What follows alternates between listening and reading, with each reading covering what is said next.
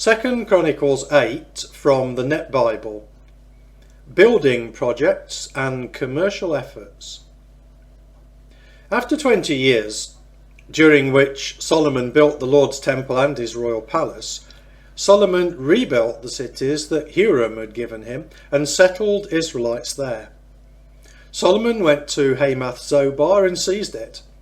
He built up Tadmor in the wilderness and all the storage cities he had built in Hamath.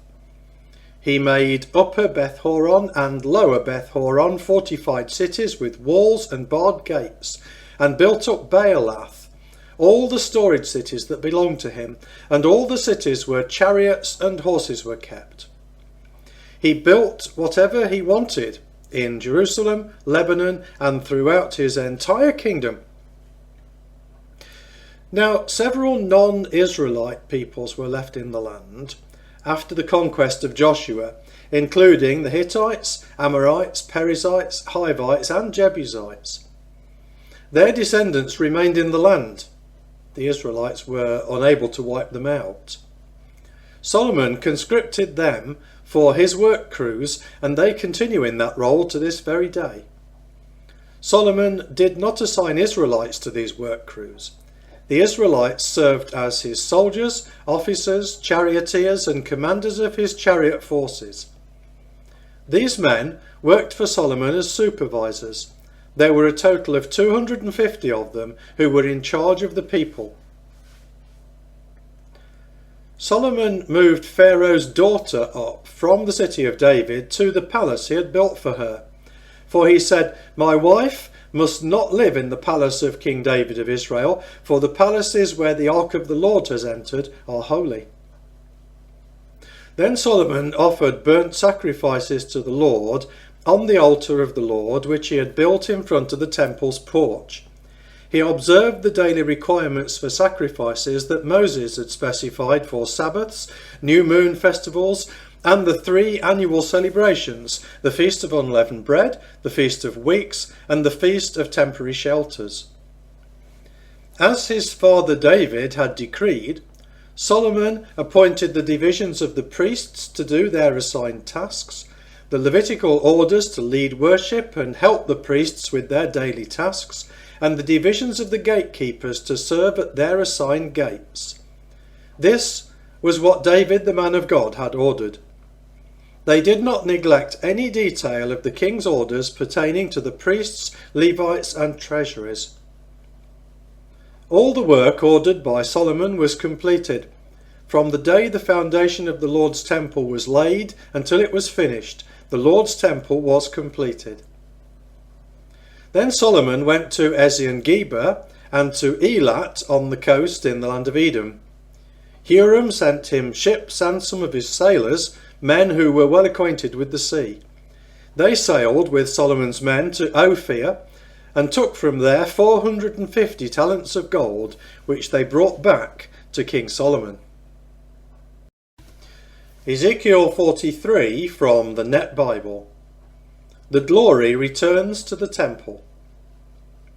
Then he brought me to the gate that faced toward the east. I saw the glory of the God of Israel coming from the east. The sound was like that of rushing water, and the earth radiated his glory. It was like the vision I saw when he came to destroy the city, and the vision I saw by the Kebar River. I threw myself face down. The glory of the Lord came into the temple by way of the gate that faces east.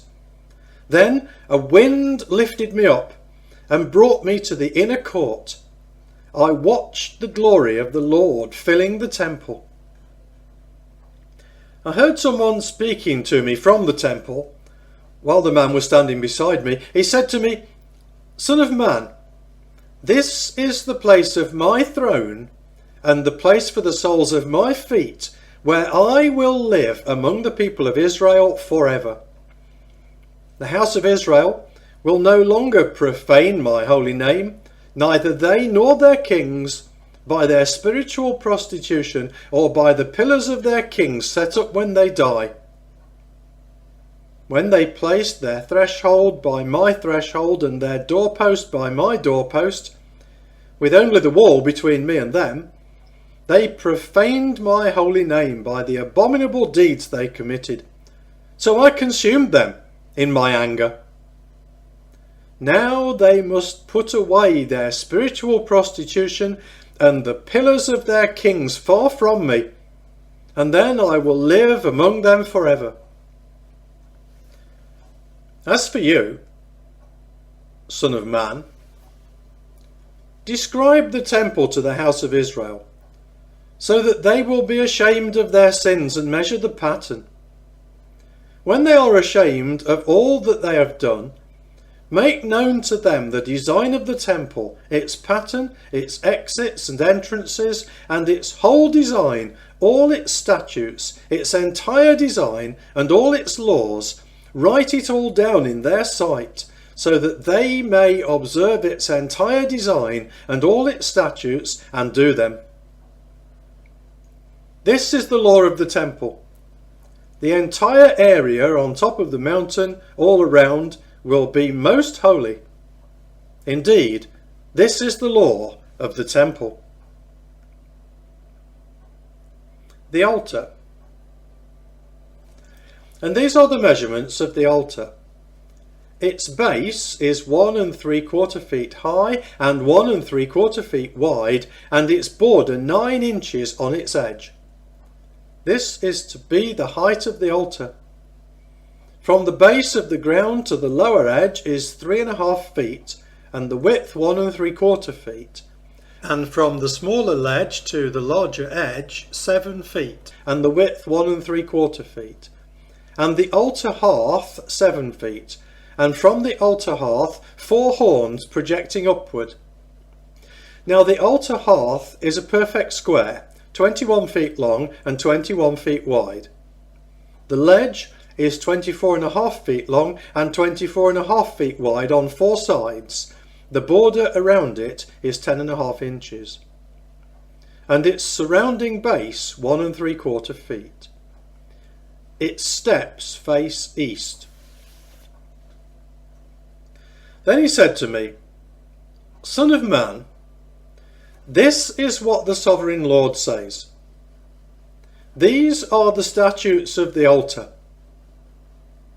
On the day it is built to offer up burnt offerings on it and to sprinkle blood on it, you will give a young bull for a sin offering to the Levitical priests who are descended from Zadok, who approach me to minister to me, declares the sovereign Lord. You will take some of its blood and place it on the 4 horns of the altar, on the 4 corners of the ledge, and on the border all around. You will cleanse it and make atonement for it. You will also take the bull for the sin offering, and it will be burned in the appointed place in the temple outside the sanctuary. On the 2nd day, you will offer a male goat without blemish for a sin offering. They will purify the altar just as they purified it with the bull. When you have finished purifying it, you will offer an unblemished young bull and an unblemished ram from the flock. You will present them before the Lord, and the priests will scatter salt on them and offer them up as a burnt offering to the Lord. For 7 days you will provide every day a goat for a sin offering, a young bull and a ram from the flock, both without blemish, will be provided. For 7 days they will make atonement for the altar and cleanse it, so they will consecrate it. When the prescribed period is over, on the 8th day and thereafter, the priests will offer up on the altar your burnt offerings and your peace offerings. I will accept you, declares the sovereign Lord. John 9 from the Net Bible. Healing a man born blind. Now as Jesus was passing by, he saw a man who had been blind from birth. His disciples asked him, Rabbi, who committed the sin that caused him to be born blind, this man or his parents? Jesus answered, Neither this man nor his parents sinned, but he was born blind so that the acts of God may be revealed through what happens to him. We must perform the deeds of the one who sent me as long as it is daytime. Night is coming, when no one can work. As long as I am in the world, I am the light of the world." Having said this, he spat on the ground and made some mud with the saliva. He smeared the mud on the blind man's eyes and said to him, "Go wash in the pool of Siloam," which is translated sent. So the blind man went away and washed and came back seeing. Then the neighbours and the people who had seen him previously as a beggar began saying, "Is this not the man who used to sit and beg?" Some people said, "This is the man," while others said, "No, but he looks like him." The man himself kept insisting, "I am the one."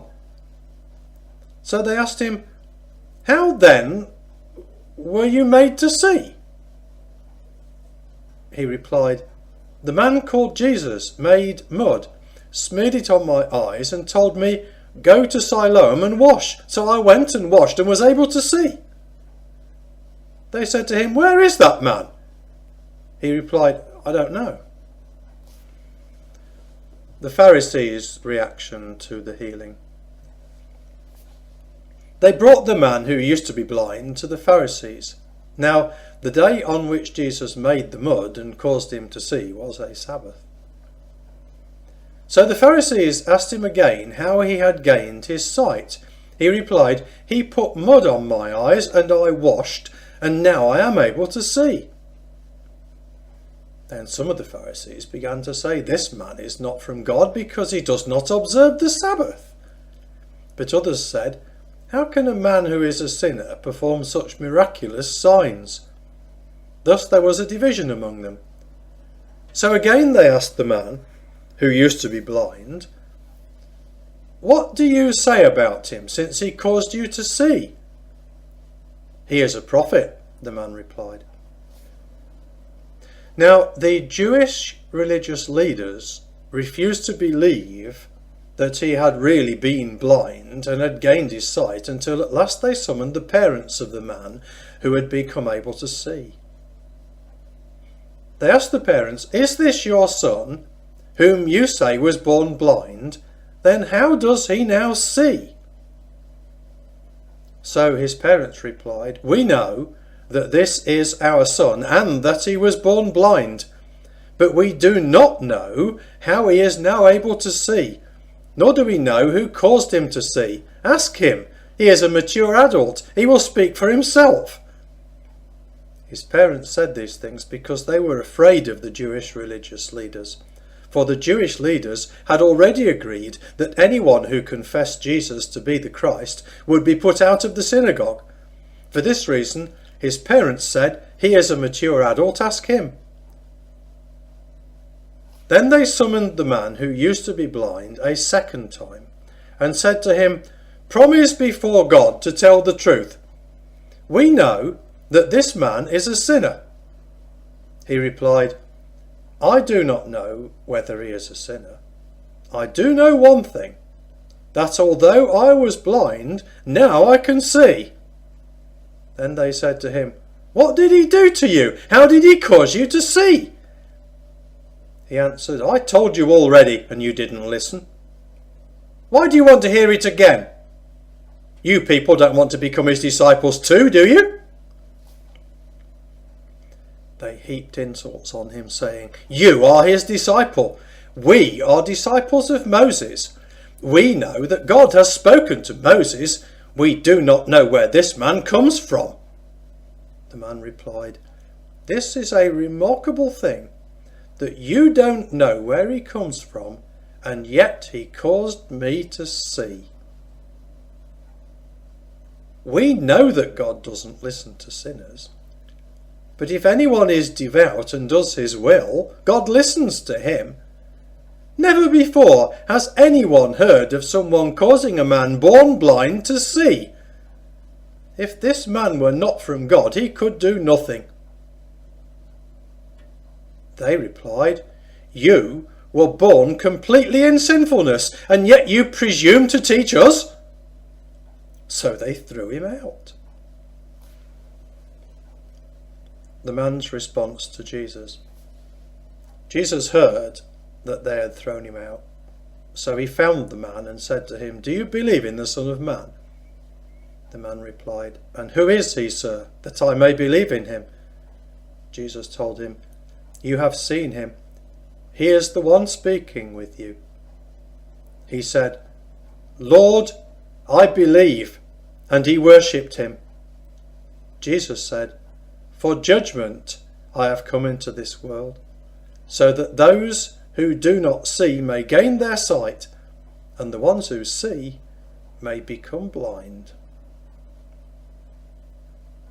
Some of the Pharisees who were with him heard this and asked him, "We are not blind too, are we?" Jesus replied, "If you were blind, you would not be guilty of sin.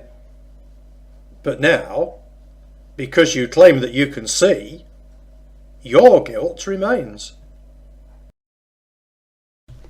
John 10 from the Net Bible. Jesus as the Good Shepherd.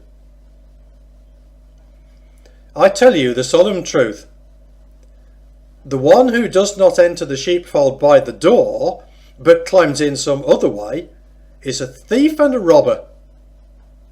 The one who enters by the door is the shepherd of the sheep. The doorkeeper opens the door for him, and the sheep hear his voice. He calls his own sheep by name and leads them out. When he has brought all his sheep out, he goes ahead of them, and the sheep follow him because they recognize his voice. They will never follow a stranger, but will run away from him because they do not recognize the stranger's voice. Jesus told them this parable, but they did not understand what he was saying to them. So Jesus said again, I tell you the solemn truth.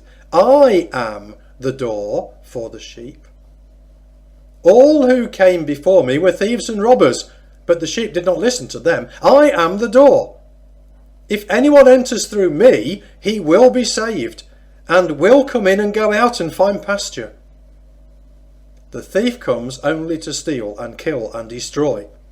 I have come so that they may have life and may have it abundantly. I am the good shepherd. The good shepherd lays down his life for the sheep. The hired hand, who is not a shepherd and does not own the sheep, sees the wolf coming and abandons the sheep and runs away. So the wolf attacks the sheep and scatters them. Because he is a hired hand and is not concerned about the sheep, he runs away.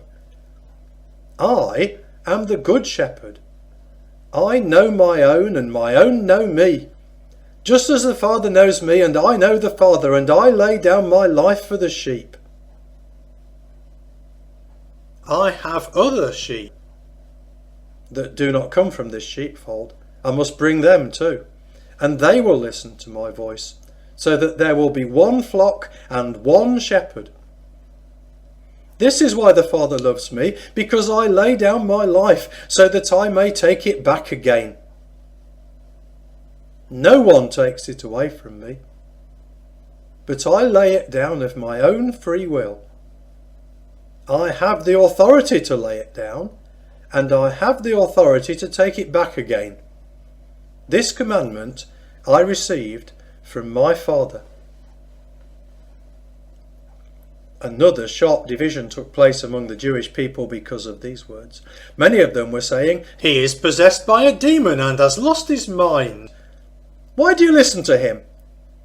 Others said, "These are not the words of someone possessed by a demon. A demon cannot cause the blind to see, can it?" Jesus at the Feast of Dedication.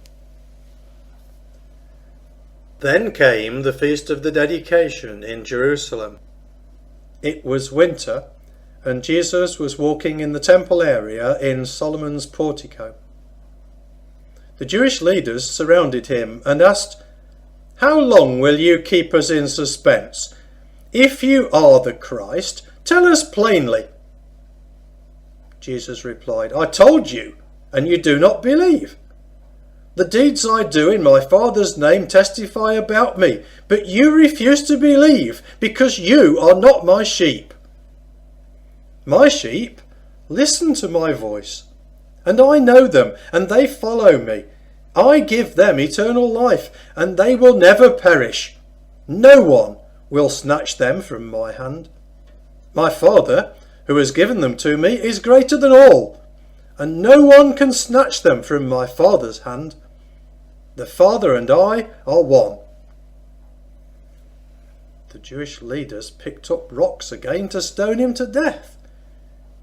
Jesus said to them, "I have shown you many good deeds from the Father. For which one of them are you going to stone me?" The Jewish leaders replied, "We are not going to stone you for a good deed, but for blasphemy, because you, a man, are claiming to be God." Jesus answered, "Is it not written in your law, 'I said you are gods'? If those people to whom the word of God came were called gods, and the scripture cannot be broken, do you say about the one whom the Father set apart and sent into the world, 'You are blaspheming, because I said I am the Son of God'? If I do not perform the deeds of my Father, do not believe me. But if I do them, even if you do not believe me, believe the deeds, so that you may come to know and understand that I am in the Father and the Father is in me." Then they attempted again to seize him, but he escaped their clutches. Jesus went back across the Jordan River again to the place where John had been baptizing at an earlier time, and he stayed there. Many came to him and began to say, "John performed no miraculous sign, but everything John said about this man was true," and many believed in Jesus there.